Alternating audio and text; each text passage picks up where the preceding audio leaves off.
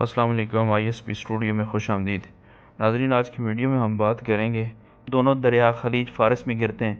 دریائے فرات کا خشک ہونا در حقیقت ایک ہولناک پیشگوئی کی علامت ہے، جو کہ آپ صلی اللہ علیہ وسلم نے علامات صغرا میں امت مسلمہ کو بتا دی ہیں۔ ناظرین، وقت اتنی تیزی سے گزر رہا ہے، گویا یوں گمان ہو رہا ہے کہ وہ وقت آن پہنچا ہے۔ 1500 سالوں سے نہ صرف مسلمان بلکہ دنیا کے دوسرے مذاہب کے لوگ بھی منتظر ہیں کہ کب یہ دریا خشک ہو اور سونے کا پہاڑ نمودار ہو۔ تبھی تو اہل یہود و نصارہ پہلے شام، پھر عراق اور اب ترکی کے ارد گرد منڈلا رہے ہیں، کبھی دہشت گردی کی صورت میں، کبھی تجارت کی صورت میں، کبھی تیل کی صورت میں، تو کبھی دوستی اور پیسے کی لالچ میں۔ غرض یہ کہ وہ اچھی طرح جانتے ہیں کہ انہوں نے کیا کرنا ہے اور کس طرح تیاری میں مصروف عمل ہیں۔ ناظرین، حیران کن بات یہ ہے کہ اتنا بڑا بہتا دریا بھی خشک ہو سکتا ہے۔ یوں تو کافی عرصہ سے سونے کے ذخائر دریافت ہونے کی خبریں سنائی دے رہی ہیں۔ لگ بھگ 2 یا 3 سال پہلے میں نے ایک خبر سنی تھی کہ ترکی میں سونے کے ذخائر دریافت ہوئے ہیں۔ اس خبر کے مطابق 99 ٹن سونا موجود ہونے کا امکان ظاہر کیا گیا، اور پھر یہ بھی ظاہر کیا گیا تھا کہ اگر 2 سال تک مسلسل کان کنی کی جائے تو کافی سونا حاصل کیا جا سکتا ہے۔ ایک اندازے کے مطابق سونے کی مالیت $6 ارب تک بتائی جاتی ہے۔ شاید ترکی جان بوجھ کر اس کو خشک کرے تاکہ سونے کے ذخائر حاصل کیے جا سکیں۔ ناظرین، دریائے فرات ایک مشہور دریا ہے جس میں پانی کی بہت فراوانی ہوتی ہے، جیسا کہ آپ صلی اللہ علیہ وسلم نے فرمایا تھا کہ یہ اپنا رخ بدلے گا اور اس سے سونے کا ایک پہاڑ نمودار ہوگا۔ لوگ اس سونے کی خاطر لڑیں گے اور ان کی بڑی تعداد اس میں قتل ہو جائے گی۔ آپ صلی اللہ علیہ وسلم نے لوگوں کو مطلبہ کیا کہ جو کوئی اس موقع پر موجود ہوں وہ اس مال کو لینے سے محتاط رہیں، ایسا نہ ہو کہ وہ فتنے میں مبتلا ہو جائے یا اس کی وجہ سے کوئی لڑائی شروع ہو جائے۔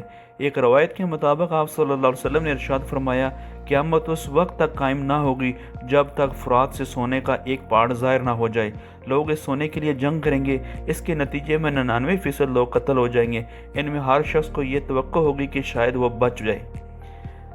ناظرین، چند الفاظ کی تبدیلی پر ایک اور مقام پر کچھ یوں ارشاد فرمایا، جو اس موقع پر موجود ہو اسے چاہیے کہ وہ اس میں کوئی چیز نہ لے۔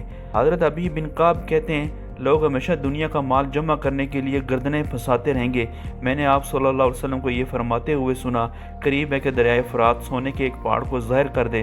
جب لوگ اس بارے میں سنیں گے تو اس کی جانب دوڑ پڑیں گے۔ جو وہاں پہنچ چکے ہوں گے وہ کہیں گے، اگر ہم نے لوگوں کو سونا لینے کی کھلی اجازت دے دی تو وہ سارے کا سارا لے جائیں گے۔ پھر وہ اس مال کے حصول کے لیے آپس میں لڑ پڑیں گے۔ اس لڑائی کے نتیجے میں 100 میں سے 99 انسان قتل ہو جائیں گے۔ ناظرین، اس پہاڑ کے ظاہر ہونے کا سبب میں پہلے ہی ذکر کر چکا ہوں کہ جب کسی وجہ سے پانی اپنا راستہ بدلے گا تو اللہ رب العزت اسے ظاہر فرما دے گا، اور ہمیں یہ نصیحت کی گئی ہے اور ہم اس پر لازم ہے کہ وہ اس سونے میں سے کچھ نہ لے تاکہ وہ فتنے اور خون ریزی سے بچ سکے۔ یہ فتنہ ابھی ظاہر نہیں ہوا اور اللہ رب العزت کی سوا کوئی جانتا نہیں ہے کہ وہ کب ظاہر ہوگا۔ ناظرین، اگر ہم آج ترکی کا جائزہ لیں تو پتہ چلتا ہے کہ شام اور ترکی نے دریائے فرات پر بند تعمیر کیے ہیں اور اس کے عوض مختلف مقامات پر فیکٹریاں لگا رہے ہیں، جس کی وجہ سے پانی کی قلت واقع ہو رہی ہے۔